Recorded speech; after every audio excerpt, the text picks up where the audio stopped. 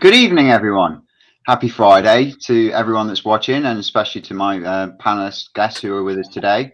We are the Forest Fans Hub, bringing you everything latest from Forest. So, covering the game that was on Wednesday, everything that went down to the 11th hour last night with deadline day, and then we'll be talking about tomorrow's game as well, which I think all of us in the panel are going to be lucky enough to be able to go and watch at the City Ground. So, we'll definitely be talking about all of that.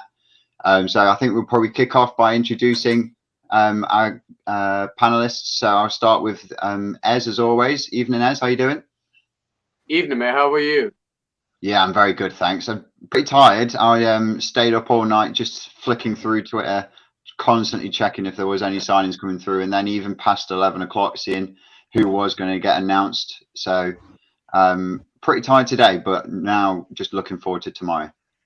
Yeah, absolutely. Yeah, same as you, mate. I was. I thought I wouldn't be. I did have a little bit of a cat nap in the evening, and then caught up with it all. But it was exciting all the way to the end. You know, we were involved, and yeah, very. I'm glad it's over now, and we can talk about it. But yeah, it was an exciting window, and we'll talk about it later on in the show. But yeah, fantastic. Looking forward to tomorrow, especially. Yeah, definitely. So just going through some of the comments there. Introduce our first panelist that's on with us tonight, Kieran from Kizza Red Talk. How you doing, mate? Yeah, grand, mate. I'm glad the transfer windows are closed now. So walk on now. Headache. Yeah, definitely. Yeah, I fully agree. I think we all kind of can breathe a sigh of relief now that it's going to be staying at 21, maybe 22. We won't be going up any higher than that. So we know who we've got. We know what we're dealing with now for the rest, at least for the rest of this calendar year up until January. So we're now in a good spot. And as always, one of our most esteemed guests and panelists that we always love to have on the show, Mr. Dave Ashby. How you doing, mate? Utterly flattered by that, Joe. It's really sweet of you. Thank you. Nice to see Ez. Nice to see Kieran. I am actually pretty tired, lads, to be honest, because obviously Wednesday night I was very lucky enough to go to the match, which was actually quite painful and tiring in its own way. And then last night I had the very great pleasure of being with Mr. Dorr, Mr. Hancock, and Mr. Oldham for our post-Manchester City deadline day show. And then because I found it difficult to go to sleep after, I think I was doing the Wordle and the Guardian crossword at about 2:30 in the morning. So I need to get a life, really, lads. No, so thank you everyone for joining us, especially you guys here with us and all the guys that are in the chat. We'll definitely make sure we go through all the comments as we're going through. So we've had quite a few people talking about the game that's coming up tomorrow. We'll definitely make sure we're covering that later on in the show. I think for the first place for us to really start is in a bit of a reflection. Well, I know we did a stream a day or two before the City game. We had quite a lot of people on here. We're all giving lots of different perspectives about us possibly losing, knowing that they were going to be able to create goals, might be able to eke out a draw. Some people might have penciled us to be able to score 5 against City. I'm not naming names. Oh, fantastic. But in the end, it proved to be a very sobering occasion. Ez, how did you see the game going down afterwards? I think taking the words out of my mouth, it was quite sobering, wasn't it?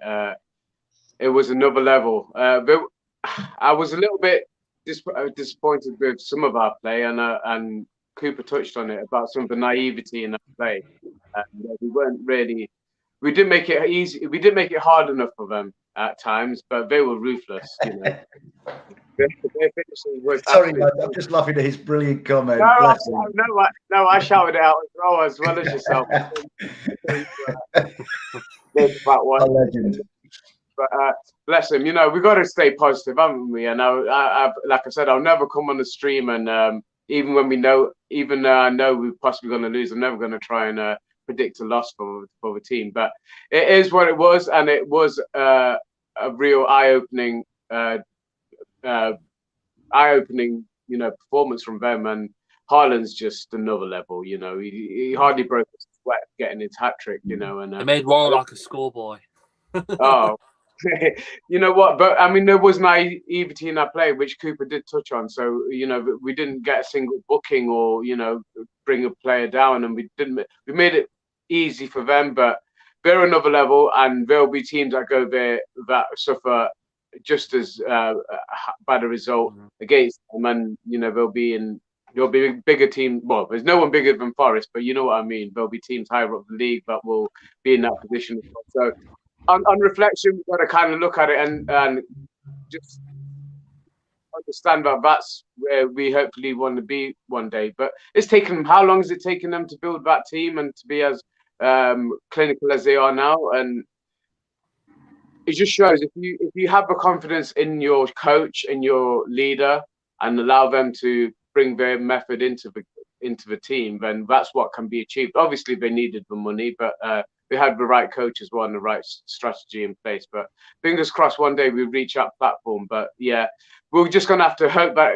Glad it's out of the way. I'm glad it's out of the way, and now we can focus on what's the next half a dozen or so games that we could really shape our season. So yeah, fingers crossed looking forward. But yeah, it was what it was. It's an experience, certainly. Yeah, definitely. I think you hit on quite a lot of good points there. And I know when we did our stream beforehand, there was a couple of us that did predict it was going to be a high scoring occasion and probably a loss, and it was going to be difficult to try and stop them scoring.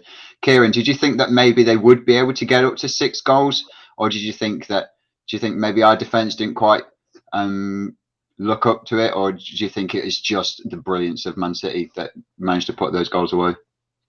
From watching that game, we just kept passing it back to the goalkeeper, and that just showed they were going to score more and more and more. I think we put ourselves in that situation. It was always going to be a City win, let's be honest. Whoever thinks we're going to score 5, he's a head bullet. But there was a lot of naivety. I think Cooper was spot on after the game. But you never know. Look at Arsenal. Like, they had the worst start last season, and look at them now. 5 in a row. So if we keep Cooper, keep getting the players that he wants to bring in, we could be in that situation. You never know. But every step at a time. Yeah, definitely. And I think, like Ez said, we are glad that game is now out of the way. We all knew that was probably going to be one of the hardest games of the season. And I think to get it out of the way now, especially before the teams gelled, I think even if we did have a fully functioning team who everyone knows who's going to do what, I still think we probably would have come out of that game with a loss. So to get it out of the way now is probably ideal.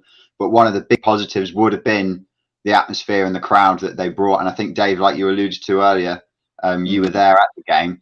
Just how amazing were the fans?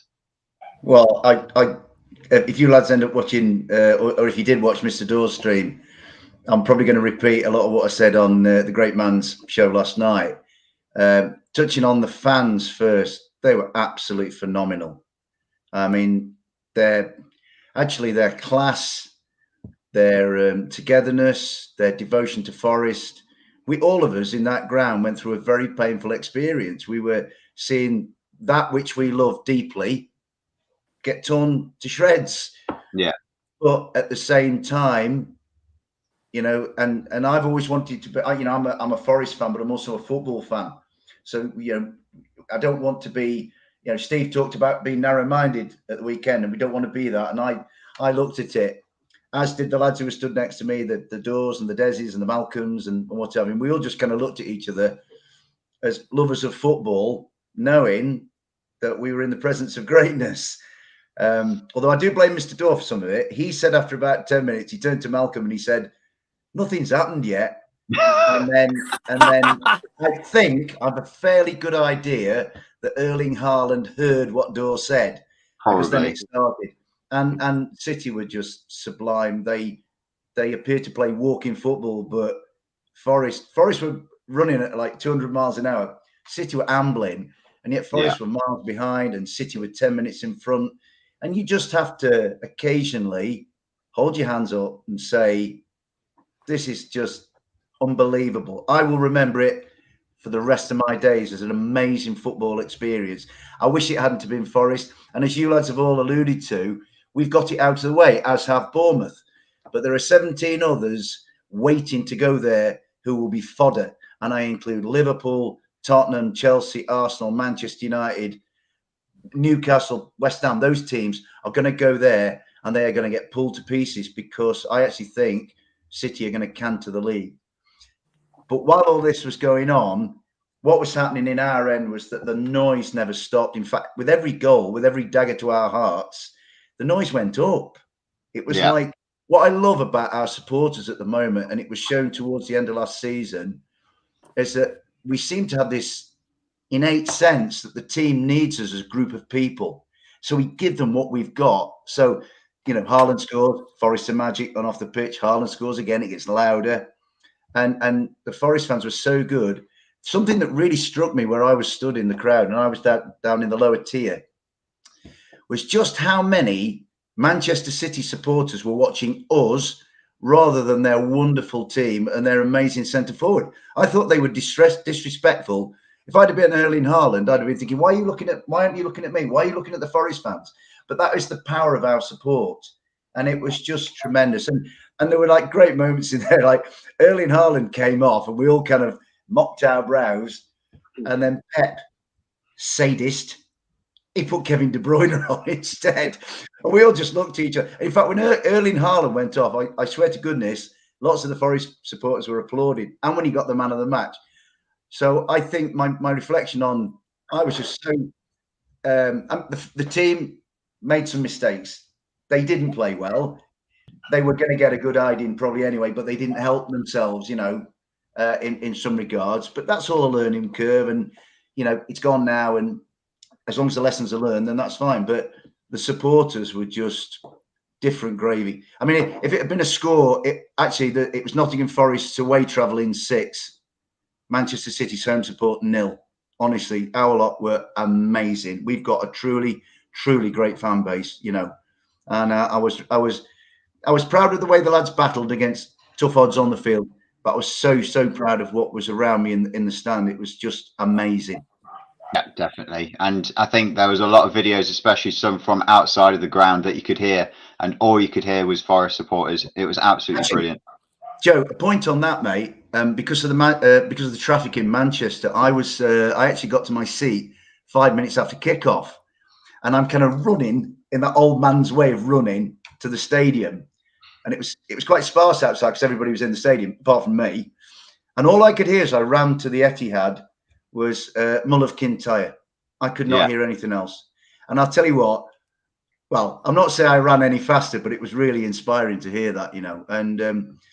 If we are to stay up, then what happens on the field is going to need to be helped by what happens off it. And it was from a supporter point of view, and showing to other clubs that we're not going to leave early when we're 6-0 down, and that we're going to stay with our club when they're having a bad time.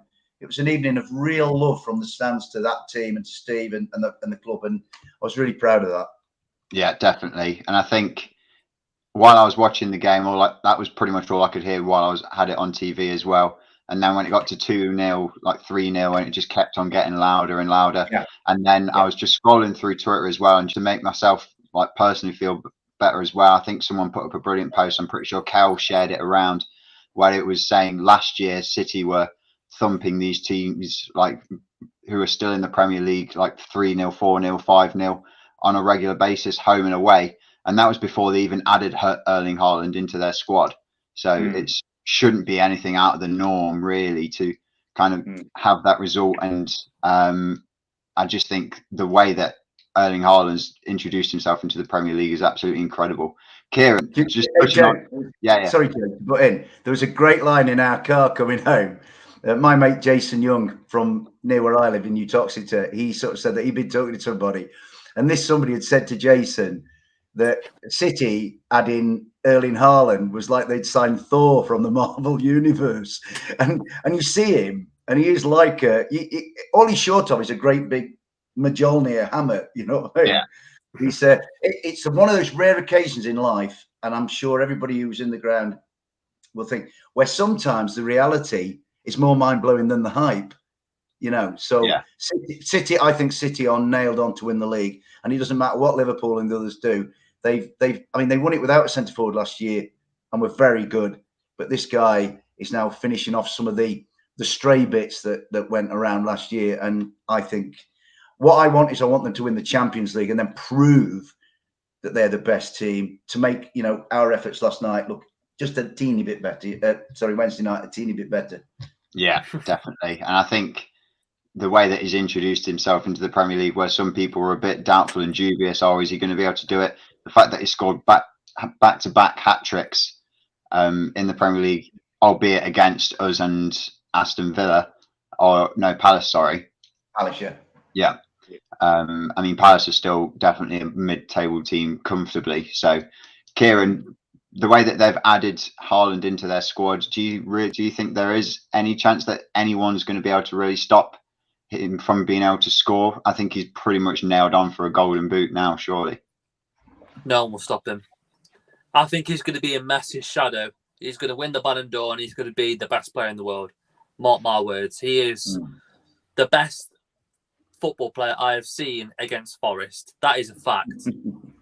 He is... I could say so much about Haaland. He is incredible. Yeah. Amazing. Yeah. I think that pretty much just summed it up, really, where we were trying to do our best and we'd managed to get through 10 minutes of holding out, keeping it a clean sheet, and then all it took is his first touch of the game. And then that's it. The floodgates just opened at that point.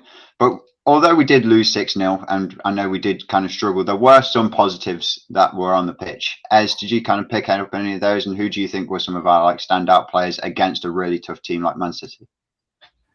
Well, it was hard for any of our players to stand out on that night, but we had a couple of chances early on, didn't we? I think it was only 1-0 at the time when Lodi missed his header at the far post, which...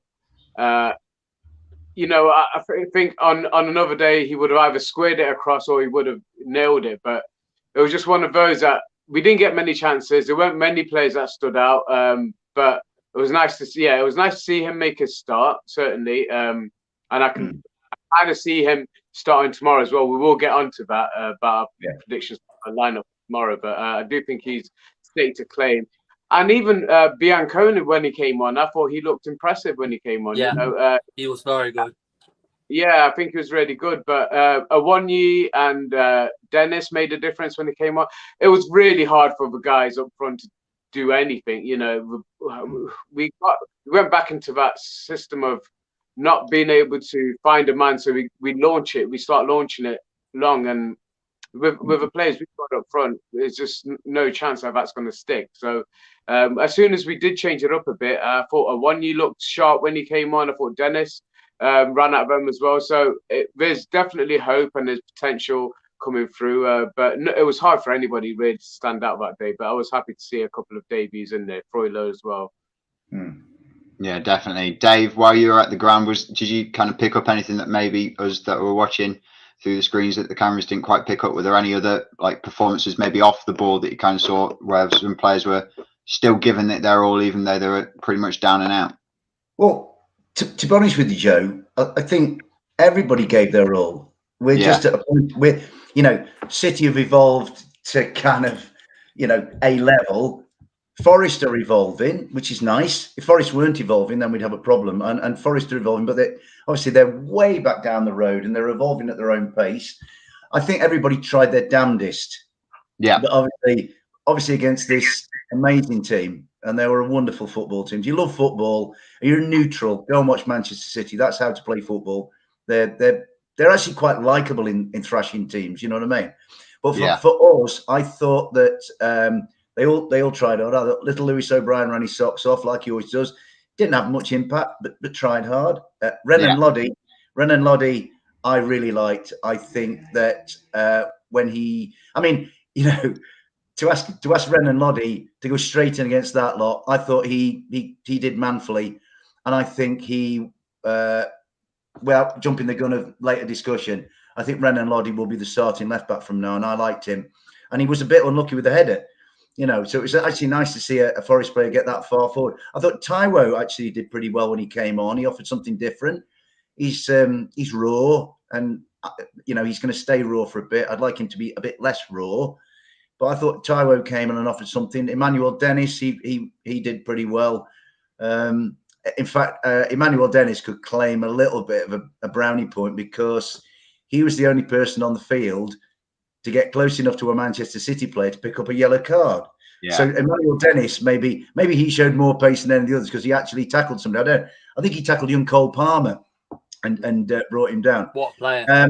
But I mean, really, it was very, as Ez has said quite rightly, it was very difficult for anybody to truly stand out. I thought Nico battled well because Nico was up against Phil Foden, and that is really difficult. So I think what I've seen from our fan base since it happened is a kind of a mature and philosophical take on what happened. Yeah, there are going to be some who will forget that it's Manchester City, will forget the context of we're new to this and we've risen meteorically. But the vast majority have said, hey, we played a really good team. We've got it out of the way. It's a game that doesn't define what we do this year, and that our lads can only learn from it. I think personally, the serious stuff starts tomorrow. But there were. But I actually thought, I tell you what, when Ren and Loddy went off, Harry Toffolo came on, and Harry did all right actually. I think Harry's now down the pecking order from Renan, but there were bits and bobs. But by and large, it was if you like, the gulf from us to City is probably bigger than the gulf from us to Rochdale, who are bottom of League Two. And it's a scary. I thought the gulf was going to be big, and I think we all did, whether we watched on TV or in the stadium. But I think we were brought to a reality that the gulf is enormous. It'd be interesting to see. I mean, they could put Steven Gerrard out of a job on Saturday night because they're going to go to Villa and they're going to win. And then it'll be interesting to see what they do in Seville midweek in the Champions League next week. So our defeat. I mean, the only thing that annoys me about it was Chris Sutton got the prediction right. Him. No, but that was. But what they do in weeks to come might sort of, I don't know. If they go and lose to Villa, then it makes us look a bit awkward. But my guess is that City will make our defeat not quite as possibly catastrophic as it seemed at the time, Yeah. Well, I think the way that it's best summed up is, like you said there, where all the lads were still giving it their all the entire way around. And that's pretty much why it did end up only being 6-0. I mean, we say only, but I think as I was watching the game, my partner, I was watching it on my phone, and she was almost reveling in the pain that I was going through. At that point, she was laughing every time that they scored a goal. She was like, 6. I was like, yep, it's 6. But the entire way through, I just went, as long as it's not 9, I will come away with this almost positively. Are you still with her, Joe? Joe, are you still with her? Oh, yeah. That's love for you, mate. That's love. But I think the way that we managed to retain it to that and keep it underneath some of the scorelines that we've seen this season already kind of showed our resolution and mentality that we approach the game, as opposed to the 9-0 defeat that eventually led to putting Scott Parker out of a job. So, I mean, we'll definitely cover them, how we think they're going to line up, what kind of mind frame that we think they're going to be in a bit later down the line. But Kieran, do you think that at least the way that the fans and the players played still does show a lot of hope against any team that we now play, that maybe we will always have a chance to be able to pull something out of a game? Well, yeah, definitely. I think that doesn't define our season, is it? Because we was always going to get setbacks. That's the first time I've lost 2 in a row since Middlesbrough and Huddersfield in the Championship last season. That was 6 months ago. We've not had many setbacks.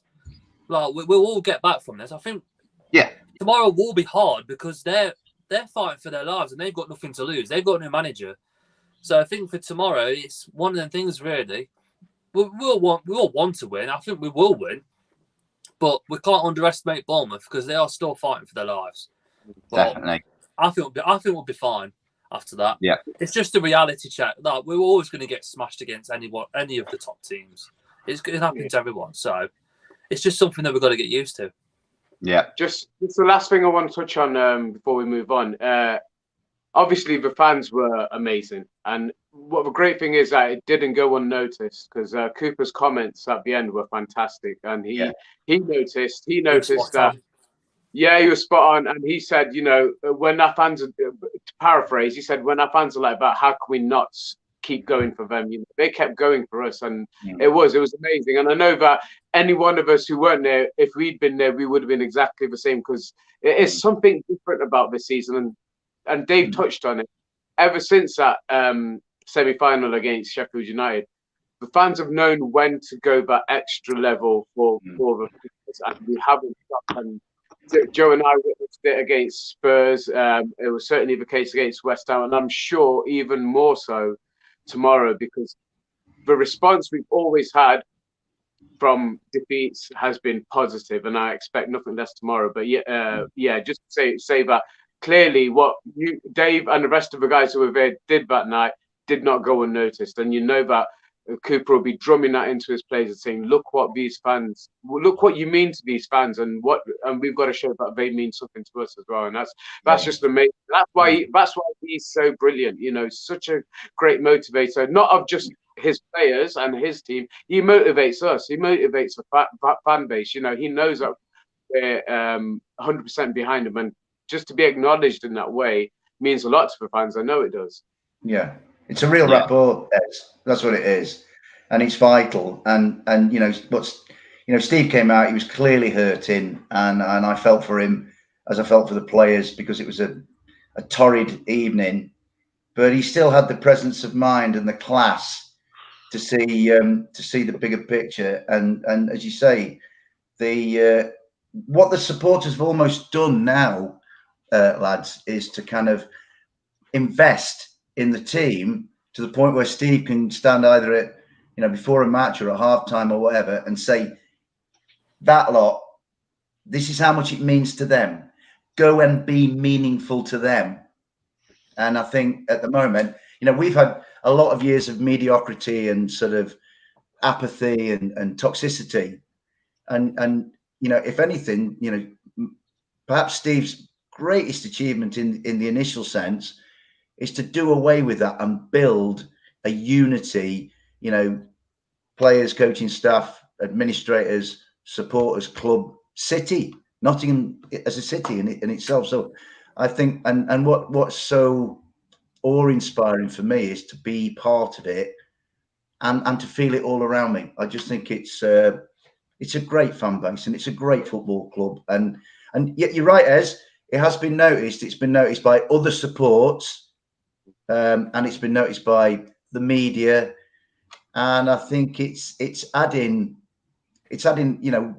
Nottingham Forest and their support home and away is adding a really good splash of colour to the Premier League. So it's good. The thing is, have to start winning more matches now. Yeah, definitely. And I think you've touched on a really good point there, and it was kind of one that I was almost going to open up to the rest of the panel about the way that the mentality of the fans is completely turned on its head. I think the way that, because I remember going to games in the past, I know I've not been able to go to as many as a lot of the people in this panel, as well as people in the chat, especially when I moved away. But I remember going to games and it always being almost kind of a glum and kind of a very emotional affair, especially if we started to go down. People start leaving the stands very early. They'd be very quick to point the finger and start laying the blame. But it seems like the way that it's turned around in pretty much one calendar year is absolutely incredible. I don't know if it's been something that's built up gradually over time, or do you think there was some kind of a catalyst at some point that kind of sparked it on? One catalyst. Well, actually, no, two, I would say. One catalyst was Chris Hughton going. And then, I'll group together with that Stephen Reid and Warren Joyce stewarding the 2-0 win at Huddersfield last year, where Forest almost rediscovered themselves and found a nice way to play. And then, obviously, the greatest catalyst is Steve coming in, seeing what had been done at Huddersfield and thinking, well, maybe it's not so broke after all, and there's something I can work with here. So, you point, Joe, about toxicity and a sort of a here we go again mentality. I went early last year. I went games against Bournemouth at home where we lost 2-1, Blackburn where we lost 2-1 at home, Stoke away 1-0. When Chris Hughton walked from the dugout to the tunnel in the corner at the Bet365, it was like a firing squad. And then we got dumped out the Carabao. Well, maybe the kids really dumped out the Carabao by Wolves 4-0. Not great. In particular, the Cardiff defeat on the Sunday, where I remember Aidan Flint laughing at the Trent end, which was so hard to take. And then the nadir was Middlesbrough at home, where it was just awful. And actually, in hindsight, yeah, one of Ethan Horvath's greatest achievements at this club was dropping that back pass from Loic Mbissoe, and then Onel Hernandez picked up on it, tapped in an empty net, and that was the nail in Chris Hughton's coffin. So it was at the time, you would go and you would almost be like kind of frightened to show any emotion about Forest. But like now, I said it last night, and I'm, forgive my repetitive nature, but I still believe no club has come further in less time. I can't think of anybody who's come further in less time than Nottingham Forest. That in itself is an achievement. But Steve Cooper won't settle for that. That's irrelevant to Steve Cooper. He wants more. He will always want more. And that's why I think he's such a standout manager. Yeah, definitely. And I think you hit on a lot of good points there, especially when we were in that low period. I think one of the main ones, personally for me, is mainly looking back in the past. I remember watching games and tracking them, especially watching them on like Sky, where we'd be almost in the lead, and any time it went into any kind of added time, I'd always say, I'm not going to be surprised if we throw this away in the extra time. And I think one of the main turning points for me was that game that I know Mr. Dorr always raves about and always says is one of his highlights of last year, Bristol City away, where we managed to turn around a 1-0 loss into a 2-1 win in a minute. And I think that was kind of one of the first points that I'd really seen that, and I could really understand we can be that team. And I feel like that might have resonated as well with other fans. And that's why we are now still constantly going at the boys on the pitch saying we can keep going and we can still get something out of this. And I think that's Joe, you could not be more accurate, mate. That night at Bristol City, I think for us as supporters, I think there were 1,400 or 1,500 of us there. It threw it down with rain all the way. It threw it down with rain all the way back. The pitch was soaked.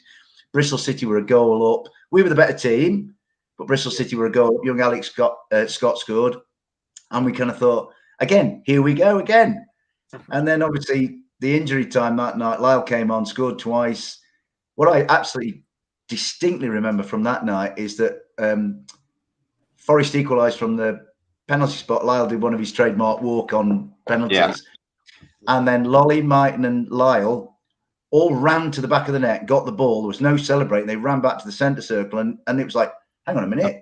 This is a new approach. And I think that night at Bristol City, in the fullness of time, we might look back on it as a turning point. It was. I tell you what it was. It was a change almost of many years of mentality, many years of, oh well, we'll never do this, to, hey, hang on, we're Nottingham Forest. We've got, I used to get annoyed about Forest. They were so timid.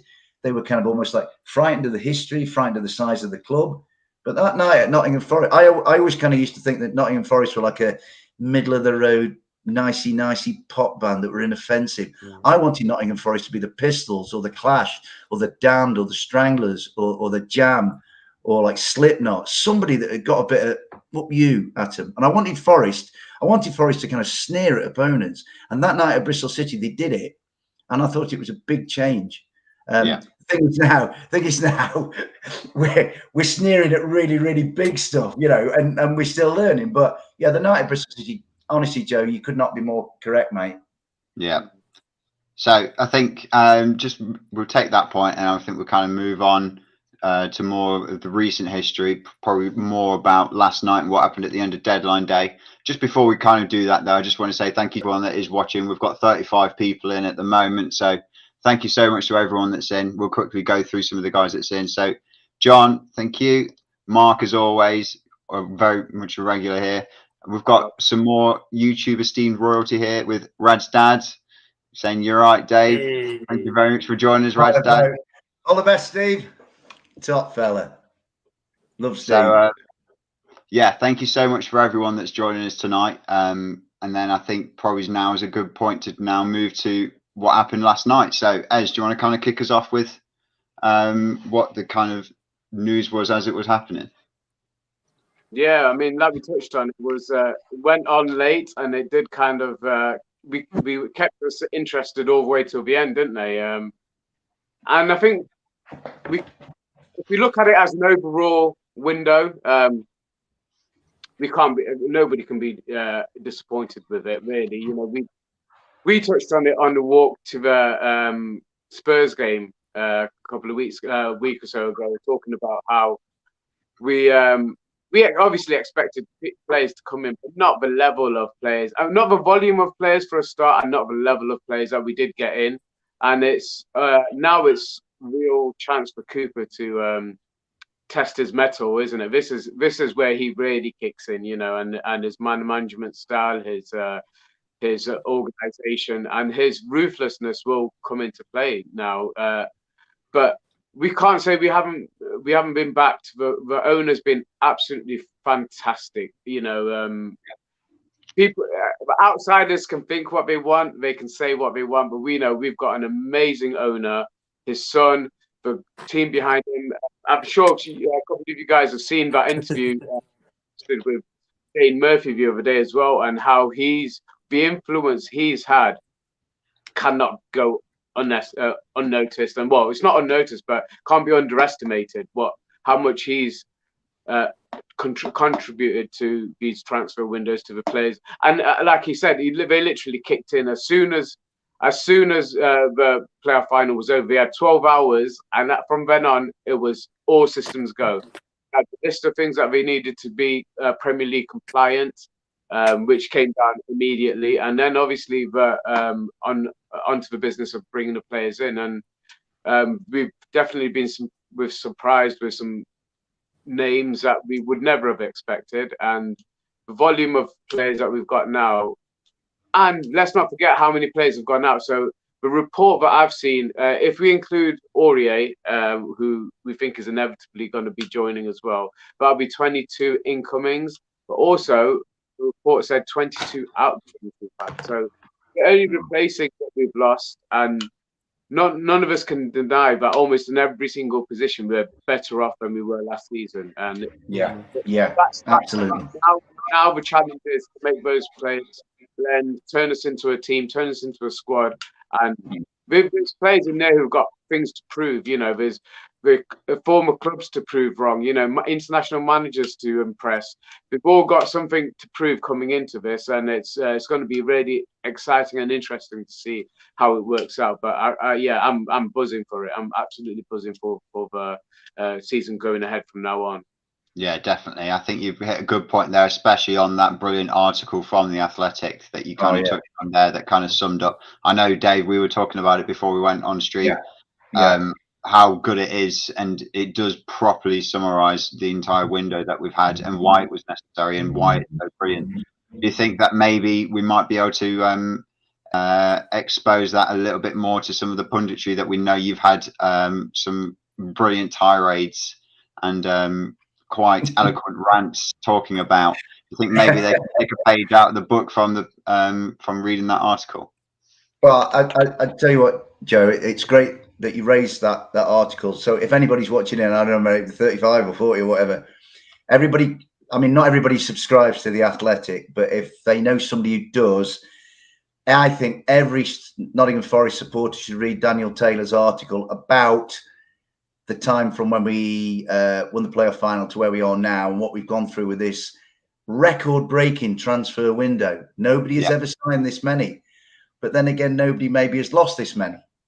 And I think, amidst the euphoria of May the 29th, I think it was, that Sunday afternoon, I don't know, maybe because I'm a bit older, everybody, and maybe I wasn't being a killjoy, but I kind of thought, right, how many of these now are going to be Prem ready?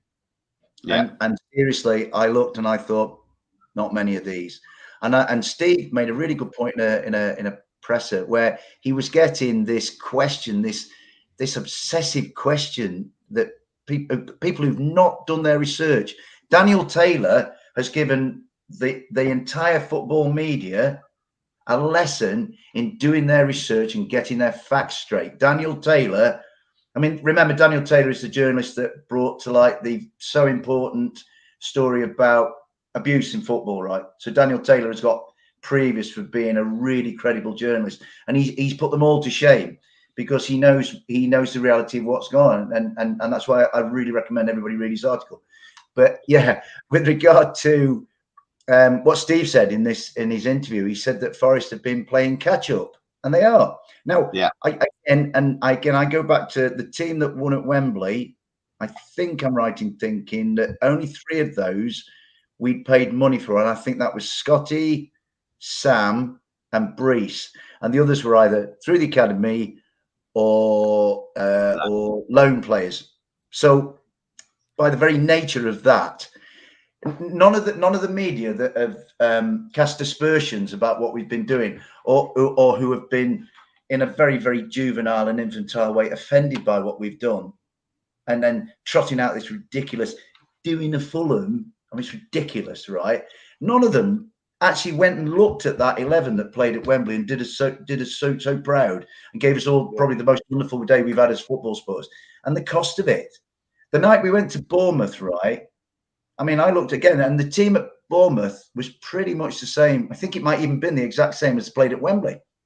Yeah, and probably Keenan started at Wembley and Sam started at Bournemouth. But you looked at that team that night, and we were there with our 6 million's worth of Nottingham Forest.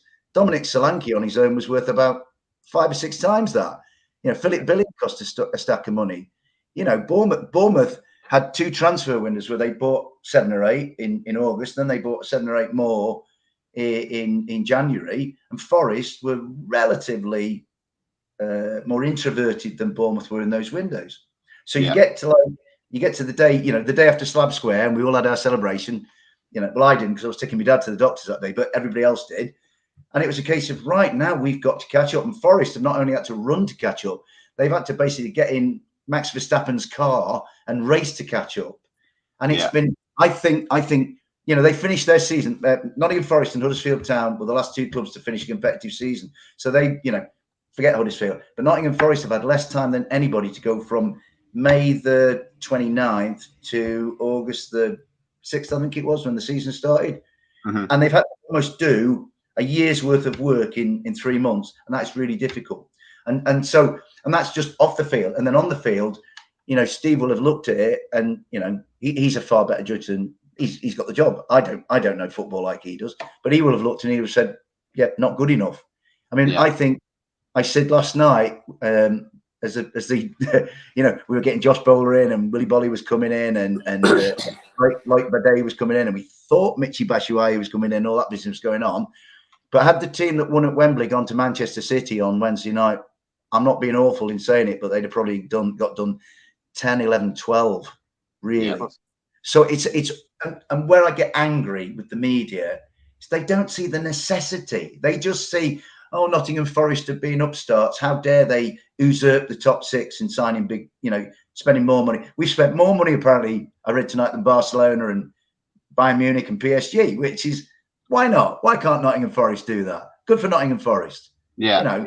And it's just necessity. But the players that have come in, I think by and large, they've excited me. There's a couple I'm not that particularly bothered about. No names. Well, not yet. You might drag the names out of me later. But I think by and large, it's not the cluster bombing that a lot of people seem to think. I think there's been a lot of well thought out stuff. And the key point from Daniel Taylor's article that I took, we are within FFP. Yeah. We're within FFP. Now, when our lads Dane and his team, behind the scenes set out, I think they had their fundamental boundary as being FFP. Yeah. Because the big lesson that's been there for the last couple of years is we don't want at Forest what's going on down the A52 and where they went before they were rescued by, a good man, David Close. So we don't want that. So, if I thought FFP was being sort of transgressed, then I'd be a bit worried. But it's just, it has to go down as the most bonkers, but at the same time, brilliant transfer window any club's ever had. You know what I mean? So in a way, I've loved it. But I'm glad it's over and we can get down to business now. Yeah, I definitely agree with that. I think we can all I think as Forest fans, we all enjoyed seeing all the new faces coming in and then doing the research and looking at who they were and thinking, oh yeah, I could really see them doing really well. And then all of a sudden, a couple of weeks later, we see someone who's even better that's then taken over the spot that they would have filled in the starting 11. You're like, oh my God, what a squad that we're building, because we had to build a squad, especially with having 5 substitutions this year. We couldn't get away with just having a starting 11 who was up to par and then having the rest of the subs bench that we had in the Championship, because we would get over every year because the guys would just run out of steam. But Jay, I think, Joe, all you 3 lads, right? I think probably the one that was like, I mean, the name got mentioned on a couple of doors a while before. In fact, my mate Dylan Astle mentioned it, and I'm not going to be cocky, but I mentioned it as well.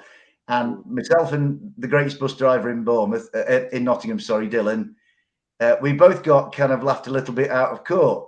I know exactly where this is going. Yeah, and then 3 weeks later, was in the building, and it was like, oh, and it was just a brilliant thing. You know, whether Jesse's great for us in the long term or not, I love watching Jesse. He's a cracking character. He's a great player. I actually follow him on TikTok, and I think he's really entertaining. You know, but the fact that Jesse Lingard was linked with us, and then B, impressed enough by what we are as an entity to come and join us, I was like, oh, we're into a different stratosphere now. You know what I mean? Yeah. I think that it was probably that signing that probably was the kickoff point for the media that ended up our way and from all the fans as well. And I feel like whatever we did this summer transfer window, it was going to be a lose-lose. There was no way, especially coming immediately out of it, I don't think there was any way that they were going to say, oh, Forest have done okay, or they've done this or that. It was either going to be what we've done now, where they're all saying, the amount of times that I like listen to Sky News or Sky Sports and they're making a joke about, oh, you can't see the forest through the trees, or oh, Forest has now got to have this size of a bus, or oh, they've had to extend their changing rooms. And I just have to kind of like, I give myself like a very sarcastic chortle whenever I hear that. I'm like, yeah, you have no idea what you're on about, but that's absolutely fine. I'm just now used to seeing all of these jokes and memes coming our way. But the other way that we could have done it was the Bournemouth way, where they invested in a team that they thought was definitely going to get promoted into the Premier League last year and probably be good enough to hopefully stay up in the Premier League next year, and how that's bitten them now on the arse. And now everyone that's doing any kind of predictions for the rest of the campaign this year, they're just immediately writing them off as bottom of the league and saying they've not tried. So there was no way that we were going to be able to find any kind of a middle ground, especially with the situation that we were in. We weren't going to be able to hit that sweet spot where they've said they've just about signed enough to be able to cover themselves and just try and stay up there. So I'd have rather have done it our way that we've done it now, where we've said balls to the wall. We're going to do what we can to build a squad that's going to be able to compete for the next 2, 3, 5 years, hopefully, because I think you really touched it there as well when you said it, Dave. They've not just like thrown darts at a board and bought whoever they can and just hope that they're going to stick. They've invested in players of a specific age range who they think Steve Cooper's going to be able to mould into a right squad, and they are going to be able to carry the team through for that period of time. And then over the years, especially if we do manage to stay up in the Premier League, we can then tinker around with the squad, add a couple of players here or there wherever we see fit, if there are any injuries or any possible improvements that we might be able to get from free transfers. I just feel like the way that so many of these media plaudits have just completely ignored all of that, and they always just look at the highest number, whether it's the amount of players that come in or the potential fee that we might be paying for a player. Exactly when we bought Morgan Gibbs-White and with Jesse Lingard, everyone saw that 200 grand a week, and that was it. Yeah, we are paying them 200 grand a week, and that is the fixed figure. And it was with Morgan. Yeah, and with Morgan Gibbs-White as well, they saw 46.5 million, and they were like, "Yeah, that is what they've paid them right now." It is so far from any kind of possible truth. Where if we do end up having to pay Wolves that 46.5 million, he has been our player of the season. We've got a mid-table finish possibly even pushing on Europe, and he's now playing for England. At which point you'd say, yes, he's worth every single of that we're paying for him. So that's my little rant on that over. I'll then quickly move down to you, Ez. You look like you're ready to talk there. So, what's your take on the Princeton window? Well, just to touch on what you said, and I think it just reflects on journalism in general nowadays, not just sports journalism, but the laziness and the quick clickbaiting and, without really looking at the facts and delving into it. And there's not many journalists know our club better than Daniel Taylor. And there's not many others that I would listen to other than him and maybe Paul Taylor. But the Athletic in general is an amazing paper. We should subscribe to it if they haven't already. There's enough of those offers that we do where it's like £6 a month. Everyone should definitely give a go, because there's some very great Forest-centric news in there as well, and just news in general. They really do delve deeply, and proper journalism is something that we should promote rather than tabloid journalism seeing on everything else, really. And I think that's what reflects some of the comments that are towards our club. But unfortunately, that's still the mainstream. Those kind of journalists, as such, are the ones who are in the mainstream and writing for the rags. Yeah. But we've got an opportunity now where we've got a squad, like I've touched on, but I've got something to prove. We've got players in that Cooper and Dana brought the right mentality of players in, and I'll just go back on something that was brought up when we discussed about Lodi coming in and Toffolo. We've got to be looking. The players shouldn't be scared of better quality coming in, because eventually that's what we're going towards. And Joe just touched on it just now about maybe going forward, windows going forward. We'll only have to add 1 or 2 players, not this wholesale unprecedented window that we've had, which, like you said, Dave, nobody's done what we've done. And nobody has done it in a way that we've done it as well, because we got a lot of business done early on, and we thought that was it, and then they just continued, and literally all the way up till the 11 p.m. deadline last night. So they've definitely kept us intrigued, and I love the way they've released with new players as well, how they've teased us on Twitter, and I love all that, and that was something we've never had before as well. So it's worked really well, and I think there's not a single Forest fan that's going to come out of this thinking, wow, we haven't done something exceptional. But bleeding into our next topic about Bournemouth, they thought they'd done all their business, like you said, early on last season and in the January window. And they thought, but they stumbled over the line. If we had that little bit of luck, we would have picked them. So it was only for that one to the second penultimate game of the season for them to secure their promotion. So they should have looked at that. And Ed, that night, mate, they got really, really lucky, because that whole game and the tone of that game could have changed when Sam Surridge was brought down in the box, and Forest should have had a penalty. I was there that night, really close to the pitch, as we all were, because it's not really a football ground, is it? It's more like a cardboard box with a bit of turf in it. We could all see what went on, and Sam was brought down. It was a clear penalty, and for whatever reason, it wasn't given. And so, that there was Scott Parker's rather banal effort at half time. There was this guy telling his players that it wasn't an emotional game, while he was having the most emotional breakdown you're ever likely to see. And by then, if Forest had been 1 up at half time, he accused Forest that night of making it an emotional game. Why should it not be? The emotion was that Forest wanted the emotion to get automatic promotion, a promotion emotion, if you like. And so Forest, Steve wasn't getting emotional. Steve, I think, in his own quiet way, drives other coaches bonkers, because he gives them nothing to work with. Anybody watching a Steve Cooper press conference looking for something that he can pin up on a dressing room wall gets nothing, because Steve is so clever. He's much cleverer than they are. And I kind of thought to myself, Forest are being emotional, you're being a bit emotional, So it could all have, it's one of these things that life pivots on. We should have had a penalty that. But anyway, I think You know, with Bournemouth now, and I guess we are sort of bleeding into talking about tomorrow's game. You know, Bournemouth. I think they thought at the time, and what you just said is bang on.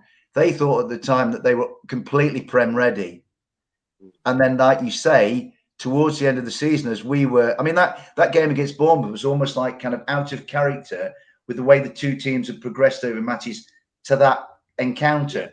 Forest had been great and had built momentum, whereas Bournemouth were a bit stuttery.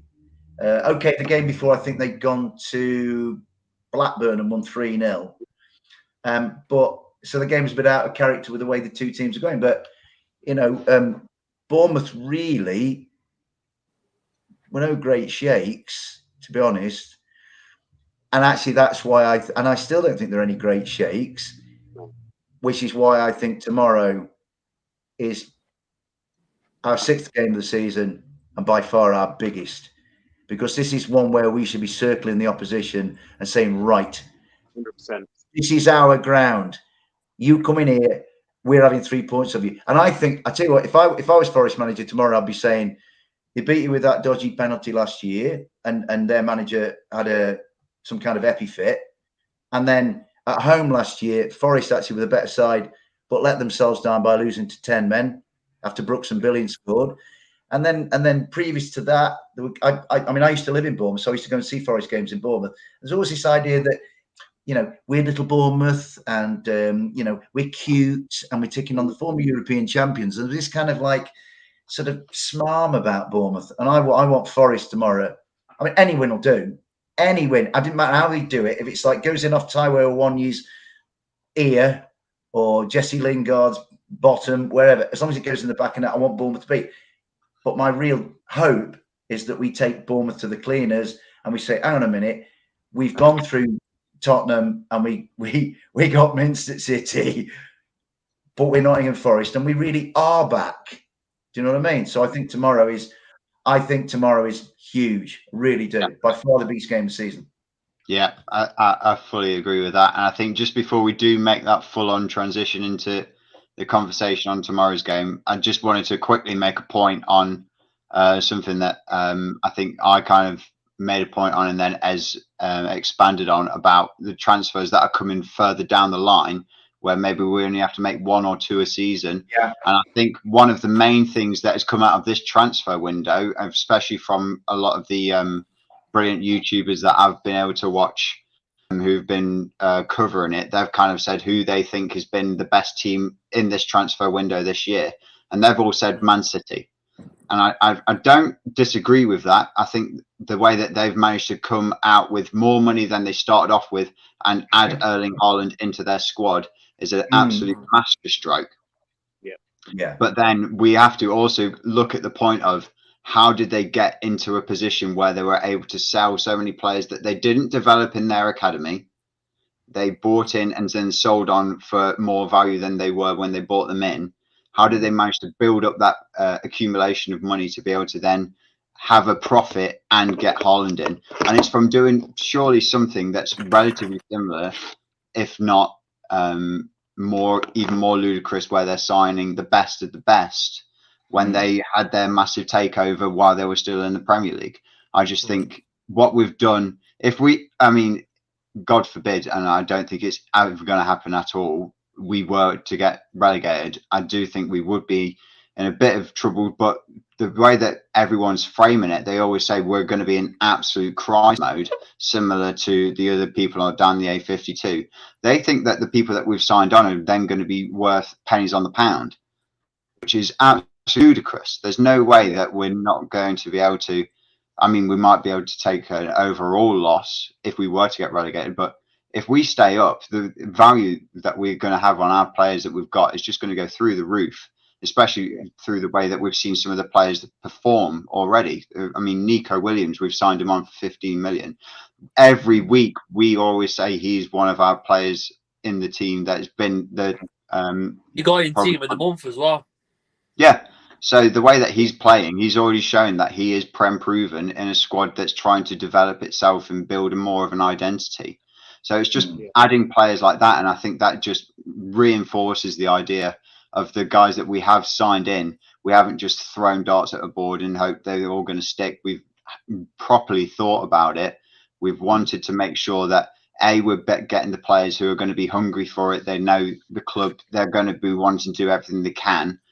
B, they are proven identities who are going to be able to drive themselves forward and still have a lot of growth to be able to get. And then C, if things do go a bit Pete Tong, which I don't think they will, but if that is the case at the end of the season, they are still going to be able to either stick with us Championship because they are going to grow an attachment to the club, or they are going to retain some kind of a resale value to a higher club that's still in the Premier League. And I think. Can I just jump in, Joe? Everything you're saying, mate, is absolutely spot on. I agree with everything you're saying. And I'm going to just add to what you're saying. Nick Randall said that, I think prior to the playoff final, Nottingham Forest as a business, as an organisation, they were planning for all eventualities. And I think that philosophy has pertained throughout the transfer window. So the signing yesterday that kind of made me think about long-term planning, if you like, was Josh Bowler. Now, I thought Josh Bowler, for an actually really likeable Blackpool team last year, I thought Josh Bowler was the standout. And I think it's a good signing. I know it's kind of, why has he gone to Olympiacos and all that kind of thing? But I think, say the worst did happen, then Josh Bowler would come back from Olympiacos, and I think he'd be a good guy for us to have in the building, So I think I think for the first time in so long, there is a strategy. It must go back to Dane, I'm sure, because from Dane's arrival, I mean, you don't win the CEO of the Year award in the Championship like Dane did if you're, making a mess of the job, right? Yeah. So I think that there is a strategy. I mean, in years past, you three lads will know this, that it was just like Forest would just sort of dip their hand into a basket, pick a load of players out, throw it, and hope that maybe one or two of the 7 or 8 would be good enough. I mean, some of those recent Championship years where we brought in some lads from, I don't know, European venues and locations, they look good in the warm-up, but then as soon as the Championship became the Championship, we're clearly not up to it. I think now that there's a sort of a deeper, almost Moneyball approach to it, in that character gets assessed, as does ability and stats, but also saleable value and value to the club, whatever kind of scenario it finds itself in down the line. And to me, that as a supporter who doesn't want to see his club get into difficulty of any kind or to suffer setbacks, or for his, it's like a family member, that gives me a little bit more security that there's a contingency there, be it in playing staff or money or whatever. So I think that everything you say there, Joe, I just wanted to back it up by sort of adding that. And I think there's a lot more analysis, a lot more thought, a lot more, I guess they call it brainstorming, all this kind of stuff. There are ideas being shared, and I think that's really, really good. Yeah, no, definitely. So thank you for kind of backing me up on that. I'm glad that I wasn't going on a complete rant on my own and just completely left field. I just want to get Kieran involved because I think we've kind of gone around you on that conversation about the transfers, mate. So just have your say in terms of the entire transfer window, as kind of chaotic and manic as it's been. And as Dave alluded to earlier, we've broken that record of transfers made in a summer window by any kind of UK club. How have you felt throughout the entire period? Madness, very exciting at times. I think the signings we've made have been brilliant. I think we needed it. A lot of people haven't done their research, like Dave said in the past. We've got them rattled like massively. It's hilarious. But I've not said anything. I'm just like, okay, you think what you think. We'll prove you wrong because we're Nottingham Forest. We're no one else. We're Nottingham Forest. We will do what we want. We sign who we want. And the business has been fantastic. Was it 21 outings? That's mad. I thought it was only like 14, 15, but that's even mad. I will look at that article, but it's been fantastic. I'm just glad everyone's rattled and we can prove them wrong. And it's going to be a good season for us. We'll be fine. Yeah, definitely. And I think Dave also said probably one of the magic words while he was talking there. I think it was about the Moneyball approach. I think when Ez was talking about the interview that Dane Murphy had, that was actually the title of that interview, and it was about the Moneyball approach. So that just kind of completely surmises the way that they've approached this window. They've not kind of just got just looking at some kind of stats. They have thought about it well and truly, and I think that just was the best way of summing it up. They have thought about every kind of possible outcome for the entire club and what that is then going to leave that player in. So I think all in all, I'm really happy with the window. I'm pretty sure all of us are as well. And I think Kieran also hit on a point there. The amount of clubs and fans that I've seen have almost got like almost upset to a point that we've kind of approached it in this manner. And they've then tried to vent it out in their own way on social media. It just shows that we're coming here with a statement of intent, and I think we're going to do our own thing. Just before we quickly move on to tomorrow's game, there was also a comment here that I just wanted to quickly address. It's from Paul. It's talk on about our fans turning our back on Lingard, saying that we're picking relegated players, and even foreign players over him, and we should be giving him a break. I mean, I don't want to completely discredit his point because I do understand what he's saying. He is someone that when he does start, he is probably one of the first substitutions that comes off, and he didn't start against Man City. But I think, and I'm pretty sure all of you three on here would agree, we really highly value every kind of output that he's bringing to us in terms of an attacking sense, and it's almost taken more of the team to gel to him than it has to him to gel to the team. Does anybody have any kind of other points on that? Well, I was going to say that he is he's one that we expected would be, when we bought him in, he would be the superstar. We wouldn't be signing anyone as big as him.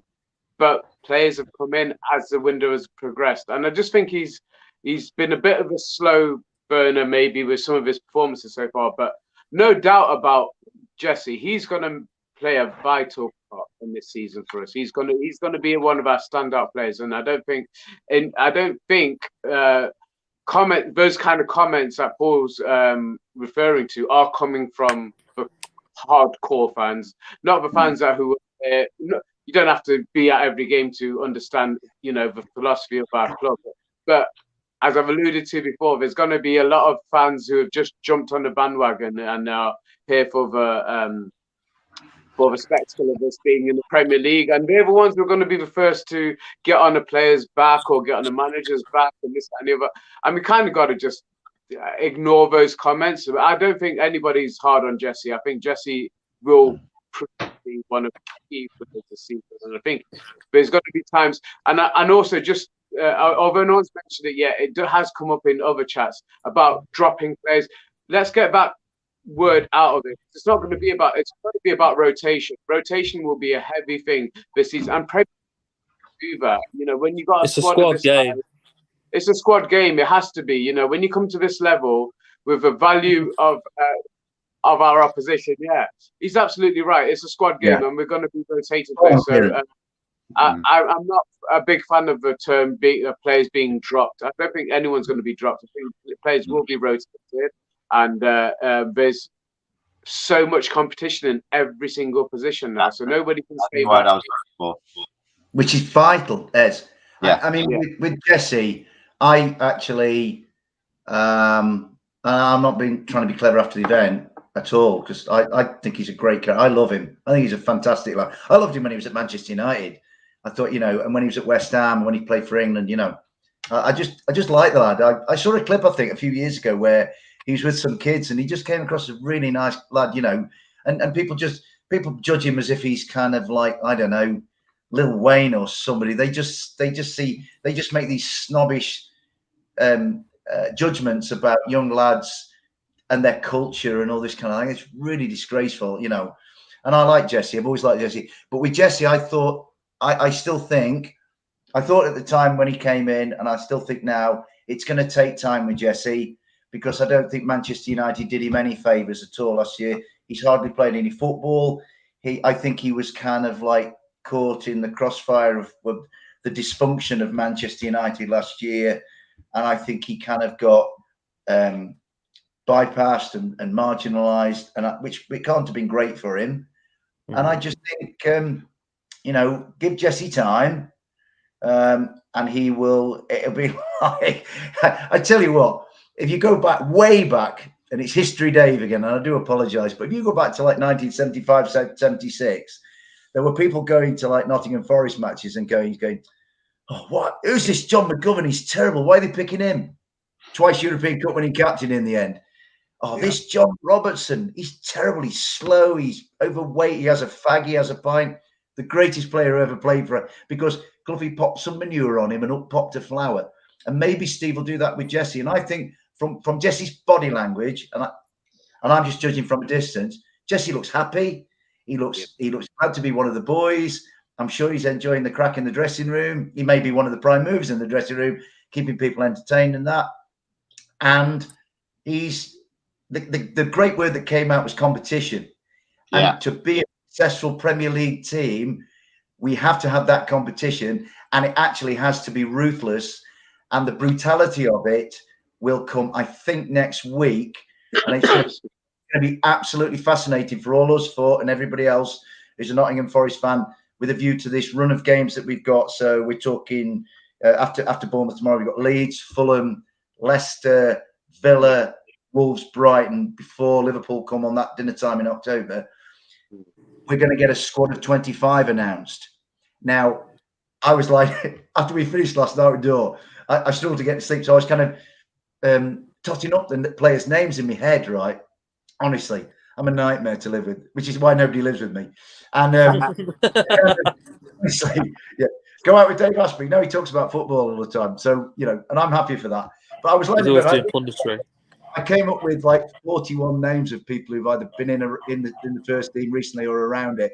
The 41st was I kind of thought, oh yeah, Finn Back's at Carlisle, right? But the thing is, Steve has got to kind of whittle that, however many, down to a 25. I think by the end of next week. I think it's a week on. I think it's next Friday, and that will be really fascinating, because that's where the brutality of the selection process will kick in. And there are certain people, I'm not going to name any names, but there are certain people in my thinking that are going to struggle to get in that 25. I mean, if you think, I believe they have to name 3 goalkeepers. So if we go like with Dean, Wayne, and Jordan, there's 3, and then you've got 22. And if you lads, you lads have got lives. You're not like sad like me, just counting footballers. But if you start thinking about the numbers, you're going to think, crikey, how's he going to get in and all that? So it's going to be quite a defining week within our club before it starts moving forward to the fixtures coming up. Yeah, I just think, touching on that point, also probably on that last point where we're probably too young to be counting footballers and have more of a life. I've also been looking more at the rule where it's actually 25. I think you have a squad of 25, but that doesn't include players who kind of fall into the under 21s. So then that immediately writes off players like Brennan Johnson, Nico Williams, who fall into that category of the starting 25, but they come into that category of technically under 21s, which is then not counted. So just to... Sorry, we also got to remember, of the 21 that we have signed, not including Aurier, 3 of them we've already loaned out straight away. So that's Huang, Aguilera, and Bowler. So that leaves us 18 plus. Yeah, so there's obviously a lot of thinking gone into it, and it's still going to be a hard job to name that 25-man squad. But they've made it easier for themselves, and there's obviously a lot of thinking gone into it. It hasn't been slapdash. It hasn't been shooting fish in a barrel. We've really gone through with this in the best way we could have possibly hoped for. And just to finish off touching on that, was I've never been so confident about the guys in charge, and we've never had this. it's unprecedented the amount of players we brought in, but to have a backroom team in charge who are going through this, I had so much confidence. I knew, and I firmly believe they're not going to put us in a position where if the worst does happen this season, but we're going to be bankrupt by the end of it. The players, the contracts are right. There's clauses in there, but we don't need to know about. But they've covered their backs 100%. Just to finish up on that one. Yeah, definitely. So I think just we're now going to probably move on from the past and the recent present to now onto the future, especially tomorrow's game, and then possibly further down the line, the run that we've got. Just before we kind of move on to that, I just want to quickly add that we've put the link in to anyone who does possibly want to join the chat and join the stream and have their say live on stream. Please don't be afraid. Don't be scared to do what you want. If you want to join in, even if it's just for a couple of minutes and just have a couple of points, please feel more than welcome to join us. We're always going to be welcoming to anyone who wants to come on stream and have a chat with us about anything, whether it's Forest, football, just in general. Please don't be scared. We're putting that link in the chat, so anyone who does want to come on, we'll make sure that we get you on before we close. So yeah, I think now is probably an apt time to move on from the games that we've had in the past and the transfer window that closed up last night to the game that we are all now going to on Saturday tomorrow. So I think probably I'll open up with you then, Kieran, for tomorrow, especially with the transfers that we've had and the amazing squad depth that we have been able to build. How do you think we are going to end up shaping up against Bournemouth tomorrow? I think with the setup that we did at Man City, it didn't really kind of work. So I think there will be a few changes. We could see one of the midfielders of O'Brien, Yates, Freud. I think one of them will drop out. And I really hope we can see Morgan Gibbs-White in his proper position at number 10. Because look what he did against Spurs. He was the man.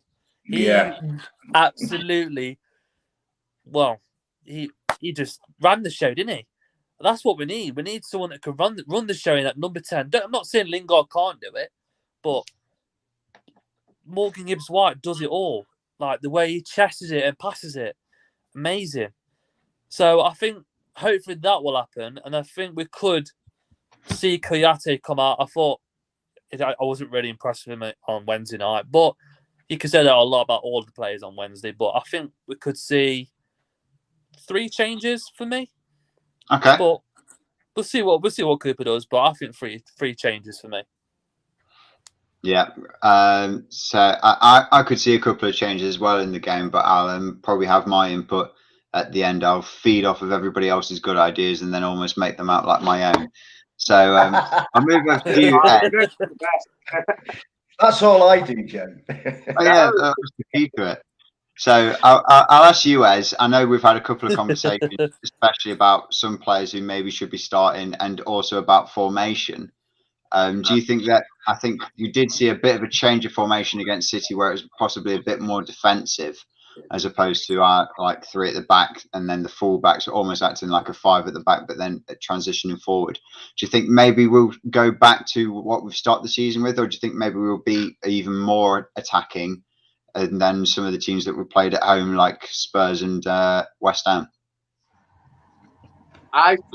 Tomorrow, I think we'll go back to our traditional 3-5-2, or traditional under Cooper anyway, 3-5-2 formation. But I do see a change in the back 3. So I think, and it's something I'm discussing with our good friend Wolverine that we're on today about how we. But I see maybe Biancone or Bade coming into the back 3 alongside Worrell and McKenna tomorrow, potentially. In the middle 2, I'd probably stick with O'Brien and Freuler. With obviously, and I would give Lodi another start tomorrow. I'd start him off again tomorrow. I think he's Yates. Well, I'll get onto that. No, right? Yeah, well, you can't say it. No, I'm joking. So no, I don't think Yatesy will start tomorrow. I think O'Brien and Freuler will. Yatesy's such a impact player, but we saw what he did against Everton, and I think that could be his strength this season. Coming off the bench and making an impact. But I would definitely Nico Williams at the right. And I think I would give Lodi a start tomorrow. I think he will prove to be our first choice left back. If there's going to be any first choice players, I think he will prove to be our first choice left back.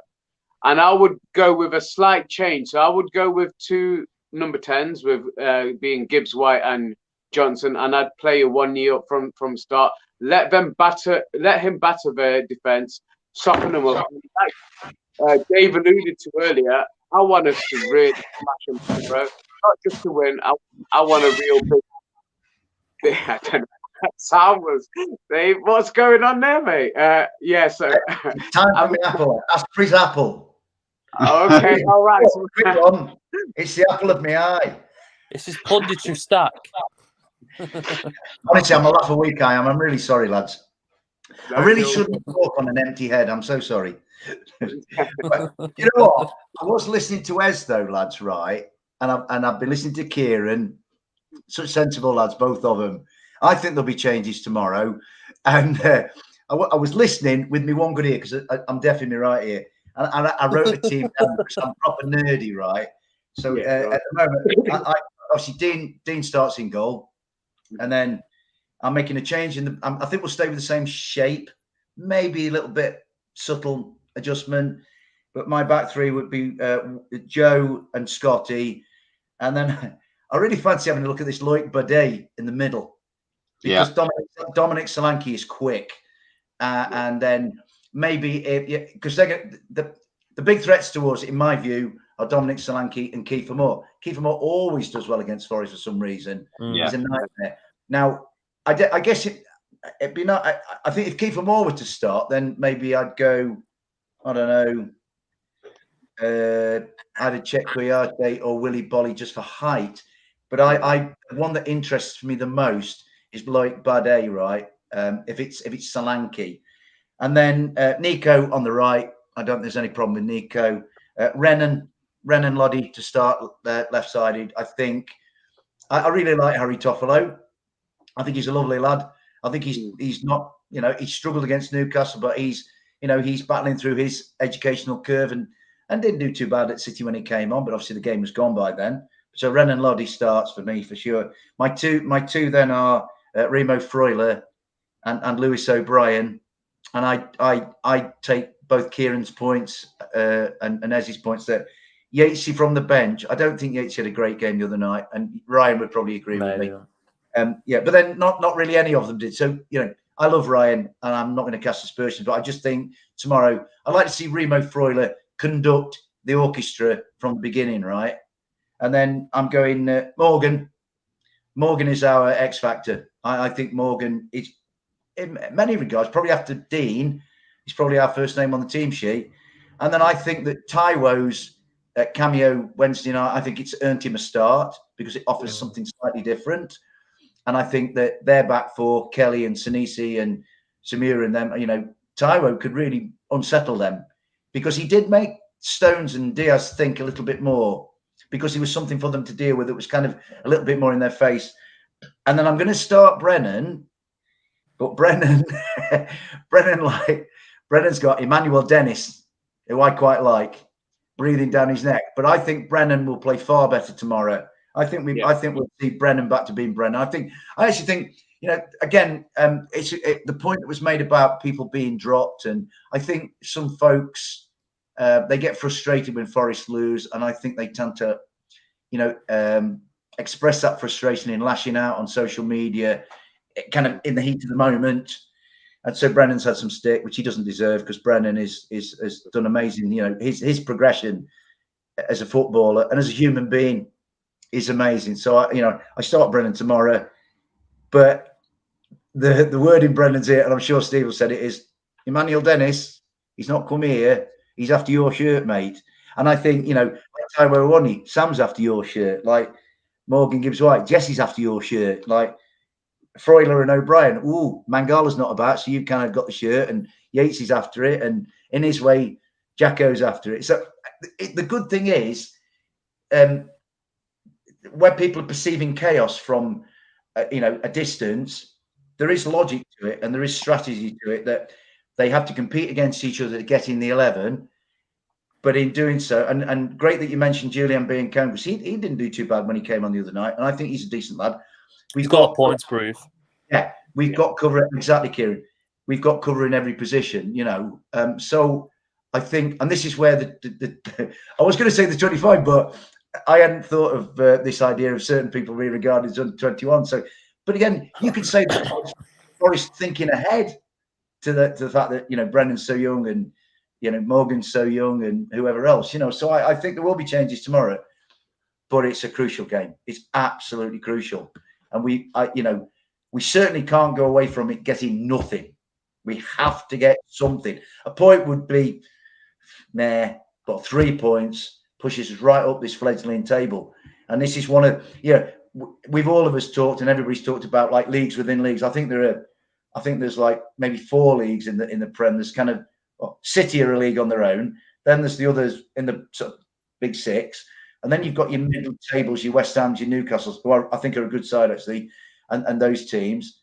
And then you've got the rest. So you're talking Brentford, Everton, Leicester are kind of in it now. Wolves, Villa, us, Southampton, Leeds. You know, so I think that having that competition again that's the most annoying thing. This kind of uninformed, ill-educated view from afar of us is like, Forest are just being vain, and it's like, yeah, they're just doing it for the hell of it. Not at all. And so, you know, when you write a little 11 like I've written on here, it becomes a fascinating thing, and it shows you the broader picture of Nottingham Forest, if you like. And yeah, we're going to have some tough days. You know, we've got to play some real big teams again, and we're probably going to be taught lessons. But I think that we're going in the right direction. Yeah, definitely. I think pretty much everyone here is then in agreement pretty much in the formation. This is where I've got almost 2 ideas of how I'd like to line up tomorrow. So I think my first one, I'll probably echo everyone's point here, is sticking with tried and true formation, 3-5-2. Probably the exact same lineup that you've all said. So Henson definitely has to start in goal. A back 3 would probably be McKenna on the left. I'd like to see Worrell in the middle, and then on that right side, I'd like to see either Biancone or the new signed Loic Bade in that role. I think I'd rather have someone who's quick on the side, and as I've been lacking that recently.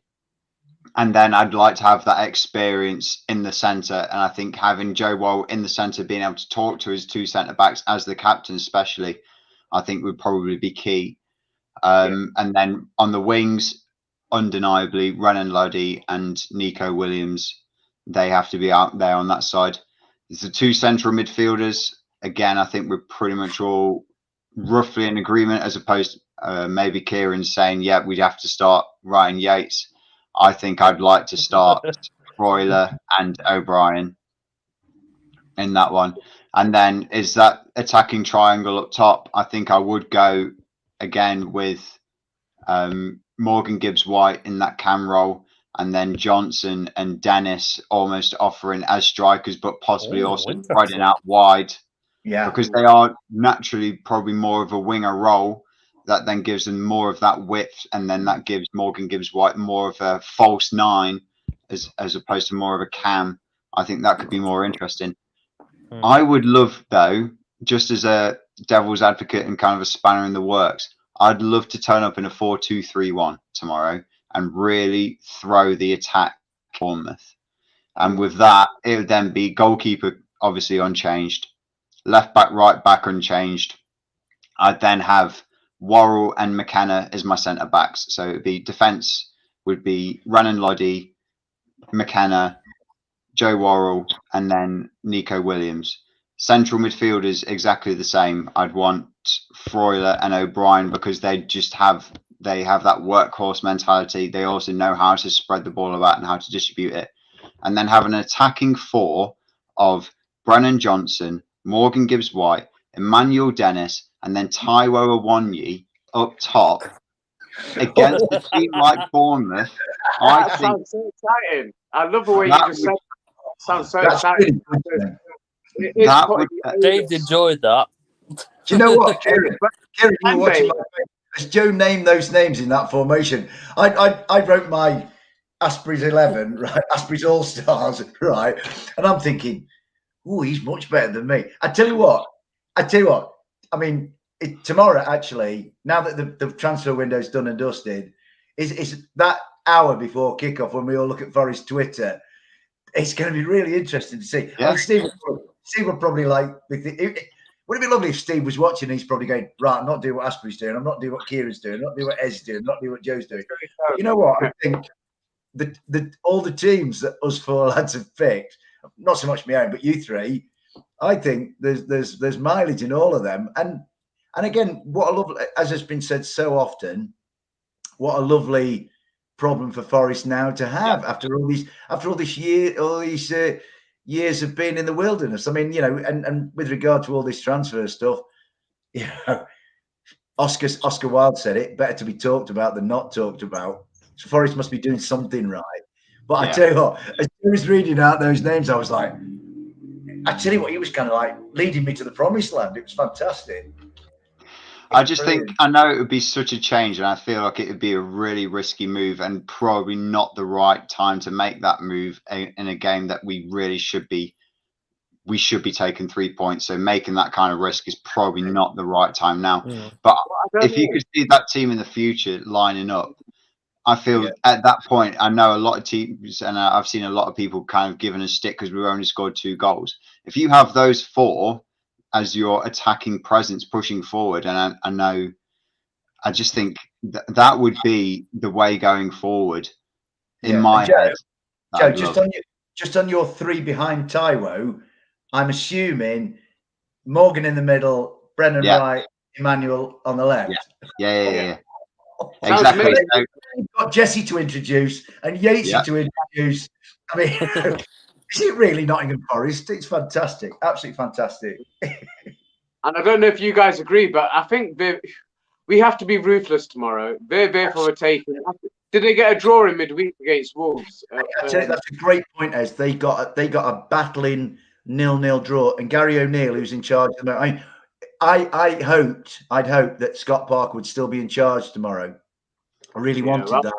As it is, Maxim Demin or whatever his name is, he got rid of him probably as much for the comments he made after the game as for the actual 9-0, because he sort of alluded to a lack of support from his board. But Gary O'Neill came in, and Wolves dominated at the Vitality and really should have won the game. They had enough chances.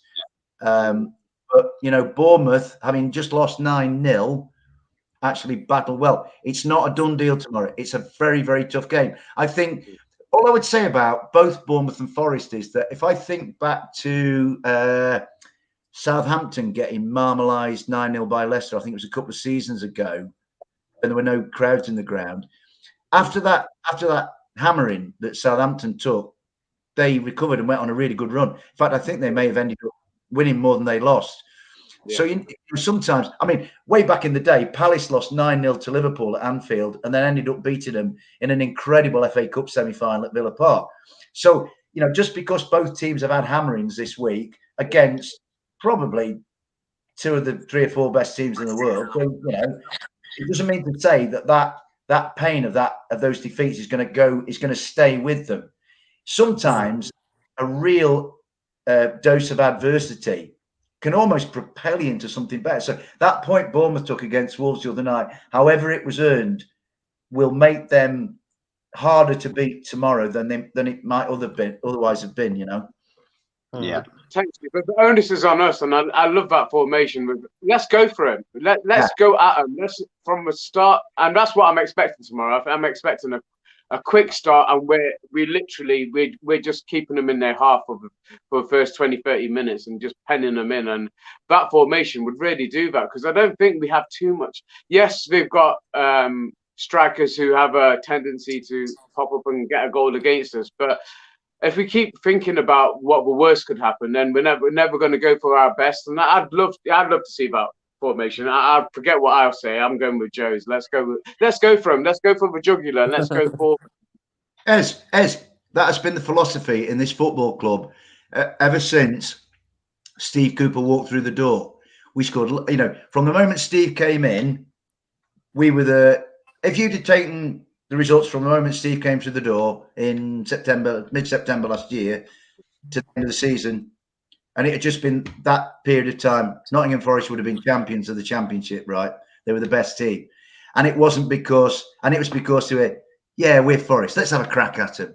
And I think that philosophy that's pervading throughout the club has been seen in the transfer window, in the getting people in, getting people out, and actually in the games that, maybe with the exception of Newcastle, because that was a real culture shock, but the other games, Forest have at least sort of said, well, we're not just going to sit here and bend over and let them kick our backsides, and like we used to under previous managers, where it was like, oh, we're Nottingham Forest.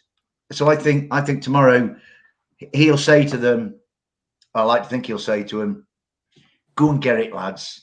Go and get that fantastic support, someone to send them home happy and into the rest of the weekend. And I think that's what Steve does, but tomorrow is if they don't turn up tomorrow, then some of the pelters that are coming, they might actually deserve. So they really need to put a show on tomorrow. To set themselves up for Ellen Road a week on Monday. Yeah, definitely. So I think we'll probably try and wrap up in the next 5 minutes or so.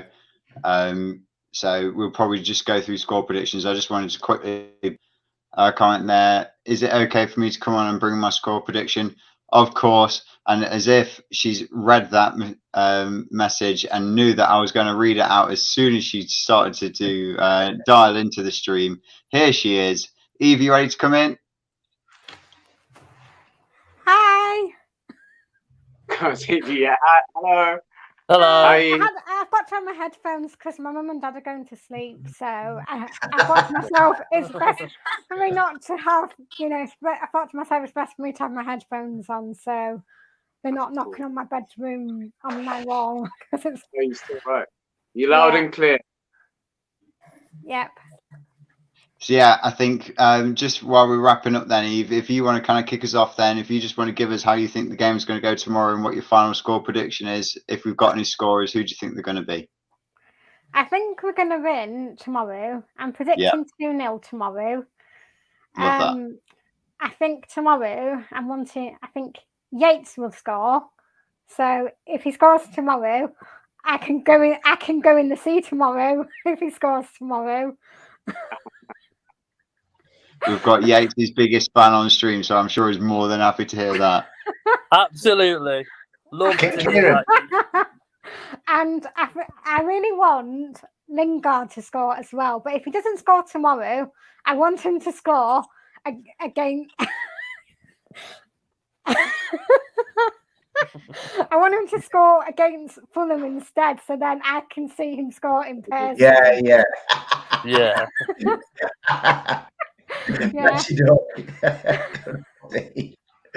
Oh, love her. Yeah, and that's fine on. I'm drawing another picture at the moment as we. I've been drawing another picture at the moment. I don't know if you all want to have a little preview of the picture that I'm drawing. Oh, we're loving it. Preview here. Yeah, I'll show you what I'm drawing. I'm actually drawing. I don't know if you can all see it. That picture of Steve Cooper. Yeah. Brilliant, babe. Well, this is how it's going so far. So I've started to colour it in. So that's good. Fantastic. That's brilliant. I've started to colour it in. So I just need to colour the rest in, colour the scarves in, and yeah. So hopefully it should be up tomorrow. So brilliant. Good for you, Doug. Good for you. Keep doing it. It's brilliant. We all love it, and we all love you. So keep doing it. Oh, thank you. And Dave, can I see you before the Fulham game? I'm getting there early, especially to be in position for you to come and hug all of the juice out of me. All right. Yeah. In fact, I'm available to hug with anybody. Well, up to a point. That's you. Right, yeah, so I think we've got quite a few guys coming in through the comments as well. So I'll move over to you then, Kieran, just about predictions for tomorrow, how you think the game's going to go and what do you think the score prediction is going to be? I think if we're on our game, I think it'll be 2-0. I would say 3-0, but I think that might be over the top. But I think it will be 2-0. Yeah. Who do you think is going to be the scorers then for that? Morgan Gibbs-White and probably Nico Williams. Let's put Nico Williams in there. Oh, I think thought he's you were gonna desperate say for a goal. Yates. I like the way he shoots, though. I like the way Nico Williams shoots. Always He's on been one of our target. best. I think he could teach Yates how to put the shots on target as well. No disrespect to Yates, though. no, I would expect right nothing less from you there, Kieran.